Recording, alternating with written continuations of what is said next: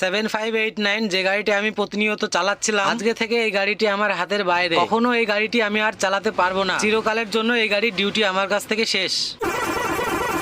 Hello guys, road king ভাই চ্যানেলে আপনাদের স্বাগত। আগের দিন আমার ভিডিও আপলোড করার ডেট ছিল, কিন্তু কিছু সমস্যার কারণে ভিডিও আপলোড করতে পারিনি। ভিডিওর ইন্ট্রো দেখে বুঝে ফেলেছেন আমি কেমন সমস্যা রয়েছি। আমি যে গাড়িটি চালাতাম 7589, সেই গাড়ির ডিউটি আজ থেকে আমার চিরতরে শেষ। কিভাবে আমার চিরতরে ডিউটি শেষ হয়ে গেল সেটাই আজকে এই ভিডিওর মাধ্যমে পুরোপুরি ভাবে জানাবো। আমি যে গাড়িটি চালাচ্ছিলাম সেই গাড়ি থেকে সমস্ত ব্যাগপত্র নিয়ে একদম ফাইনালি চলে এসেছি। আসলে আমরা কালকে রাত্রে গাড়ি ছেড়ে চলে এসেছি। রাত্রিবেলা আমরা ঘুমিয়েছিলাম মালিকের আরেকটি গাড়িতে। সকালবেলায় সেই গাড়ি লোডে চলে গেলে আমরা আবারও চলে আসি আরেকটি গাড়িতে, যেটা আমার এই বন্ধুটি চালায়। আর এই বন্ধুটির বাড়ি একদম আমাদের বাড়ির কাছে, খুবই একজন কাছের মানুষ। পাশের গ্যারেজে একটি টায়ার পাংচার হয়ে যায়, আর সেই টায়ারটি সারার জন্য টায়ারগুলো খোলা হচ্ছে। ইতিমধ্যে আমরা একটি সেলফি ভিডিও নিচ্ছিলাম, আর সঙ্গে সঙ্গে এই মিস্ত্রি বললেন আমাকে নিয়ে একটু ভিডিও বানাও। যদিও আমাদের বাংলা কথা বুঝতে পারছে না, কিন্তু উনি হিন্দির পরিমাণ খুবই কম জানলেও আমাদের বুঝিয়ে দিয়েছেন তেলেগু ভাষায়, বলে উনি আমাদের সঙ্গে ভিডিও করতে চাই। কয়েক ঘন্টা যাবত আমরা এখানে রয়েছি। ইতিমধ্যে আমরা যে পার্কিং এ রয়েছি সেই পার্কিং এ দেখি দেখা করতে চলে এসেছে আমাদের করিমপুর এক ড্রাইভার বন্ধু। তারপরে টায়ার মিস্ত্রিকে সহ সবাই মিলে একটি ভিডিও বানিয়ে গাড়ির সামনে আমরা সকলে মিলে ভিডিও বানাচ্ছি। 8 বানাচ্ছি। এই গাড়িটাও আসলে আমাদেরই মালিকের।